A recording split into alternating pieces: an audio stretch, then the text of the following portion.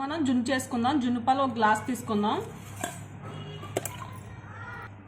జున్ను పాలు ఒక గ్లాస్, మామూలు పాలు 2 గ్లాసులు తీసుకుందాం. ఇంకో గ్లాస్ పాలు, కొంచెం యాలక్కాయల పొడి, కొంచెం మిరియాల పొడి, 300 గ్రాముల బెల్లం తురుము పెట్టుకోవాలి. బాగా బెల్లం కరిగేంత వరకు కలుపుకుందాం. ఇడ్లీ పాత్రలో ఒక గ్లాస్ వాటర్ పోసి ఆవిరిలో ఉడికించుకోవాలి. దీనిపైన మూత పెట్టి కరిగేంత వరకు బాగా కలుపుకున్నాం.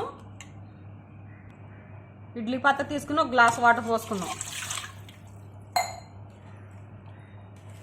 గిన్నె దీంట్లో పెట్టుకుని ఒక మూత పెట్టుకుందాం.